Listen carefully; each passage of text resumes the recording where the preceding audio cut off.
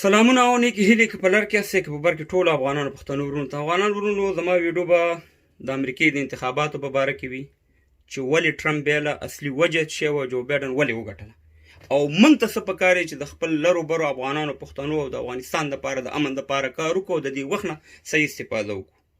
او بل دا دی چې همیشه موږ جنګونه ګټلي دي خو موږ سیاست بیللی.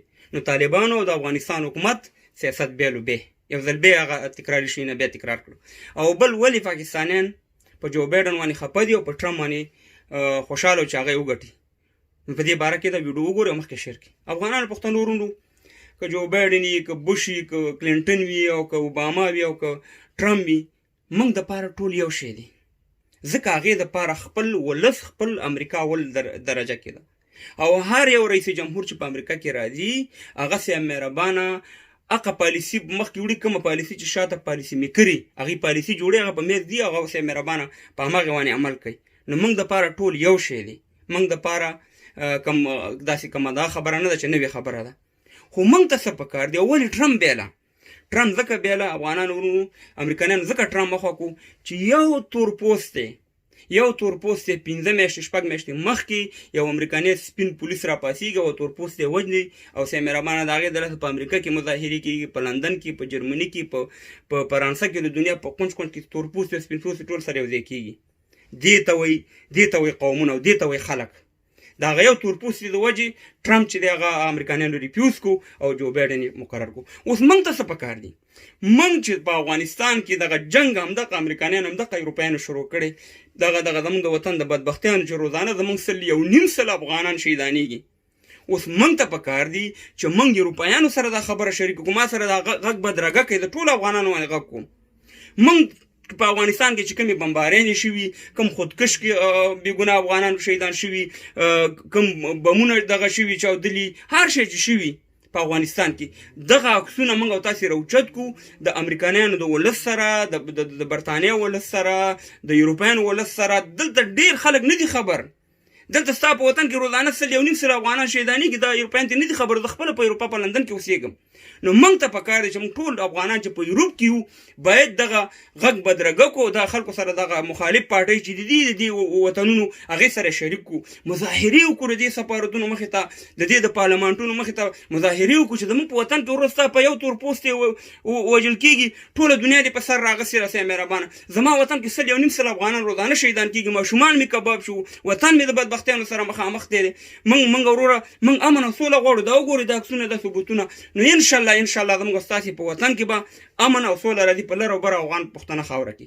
او که نه چپ پاتې شو او پوښتنه مو نه کړه، دلته صرف ډالر ته مو توجه ورکړې ده، یورو ته او سې مهربانه پونډ ته، نو دا مې واره چې په افغانستان کې بیا امن نه راځي او په موږ باندې حق جوړېږي. که موږ دا پوښتنه نه کوو موږ به د الله مجرمان یو. راځئ چې لاس سره یو کړو. دا کوم سیاسي دغه نه دی، تحریک نه دی. راځئ د تاسو ټولو باندې غږ کوم چې ټول یو ځای شي، د زما خبرې سره د نور ملګرو سره خبرو سره لبیک ووایئ. کرونا چې ختمه شوه موږ به خپل کاغذي کاروایي به مو کوو او د ټولو اروپایانو سره به دا خبره شریکه کړو چې موږ په افغانستان کې امن غواړو.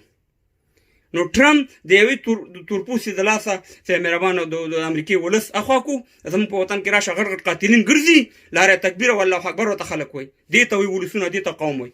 بل ولې طالبانو سیاست بیلو؟ دا زموږ تکراري شی نه دی. ولې حکومت سیاست بیلو؟ ګورې افغانانو ورونو، مخکې به طالبانو دا بانه کوله چې د ملي اردو والا موږ ځکه وژنو چې دا د امریکایانو مخې ته روان دي.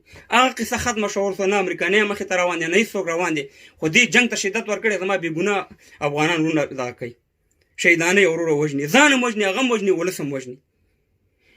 دا په هلمند کې چې تا حمله وکړه د څه شي دپاره دې وکړه؟ څه ګټه دې حاصله کړه؟ تاسې ما ته ګټه ویوه، ځان دې مړ کړو، ولس دې مړ کړو او وروره بېګناه ملي اردو والا هم پکې لاړه. نو ګوره د دې 15,000 بندیانو موږ پوره مبارزه تاسې سره وکړه چې 15,000 بندیان راخلاص شي نو جنګ به سوړ شي. 15,000 بندیان چې راخلاص شو تاسې نور هم جنګ ته وروره دغه ورکړو، زور ورکړو.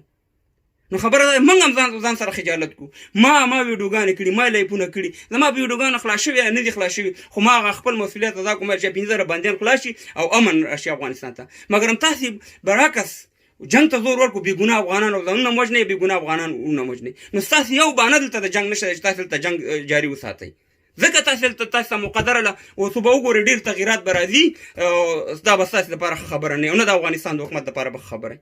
ځکه تاسو له موقع درکړه چې خپلو کې سره جوړ شئ خو موږ خپلو کې چېرته جوړېږو من خاص د کوپر بانه کړی دی نور خو من خپلو کې یو بل سره وژنو دغه 45 کاله چې تېر شوي دي څومره کافر به وژلي او څومره خپل یو بل سره ووژل د جهاد په نوم او د کوپر په نوم او د بل په نوم باندې نو باید تاسې اوس بیا سوچ وکړئ د سر نه دماغ هم دا کوئ او ولې پاکستانیان په دغه باندې په ټرمپ باندې خفه دي چې هغې ونه ګټله ځکه چې ټرمپ دا ویلې چې زه ټول عسکر د افغانستان نه وباسمه نو دی غوښتل پاکستانیانو چېرې موږ ته به میدان خالي شي موږ به هغه 2 غونډه کې بیا په افغانستان کې نخرې کوو نو اوس د جو بایډن پالیسي به د پاکستان باره کې موږ ګوري پاکستان به ډېره غټه ضربه ویني او انشاءالله دا کار به ورسره کېږي ځکه پاکستان زموږ په هېواد کې نور هېوادونه ګوتې وایي خو پاکستان په اول نمبر کې دی چې دا زما وطن کې ګوتې وایي او زما د وطن طبعي دی او دغه ملایانې چې هلته کېنولي د ټول ملایان نه ښیم دا روزانه زما په وطن باندې فتواګانې ورکوي نو انشاءالله چې موږ به خپل د وطن دپاره غږ اوچتو موږ به خپل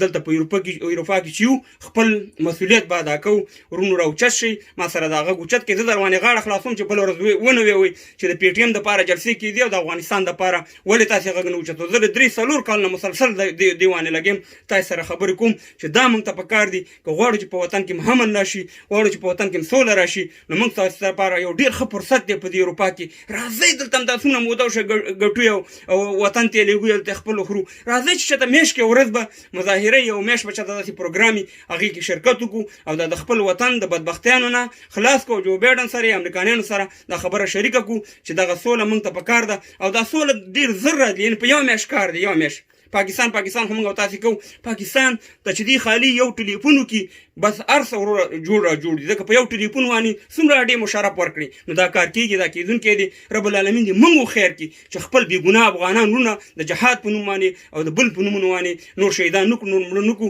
نو الله دې وکړي چې زما دا ویډیو تاسې شیر کړئ او دا غږ را سره بدرګه کوئ موږ به د خپل وطن دپاره کار کوو امریکایان د خپل هر سړی خپل مفادات لټوي نو دغه یو لاره ده او دغه د ټرمپ د ناکامۍ دغه چې تاسو ته ما وویل خدای پامه د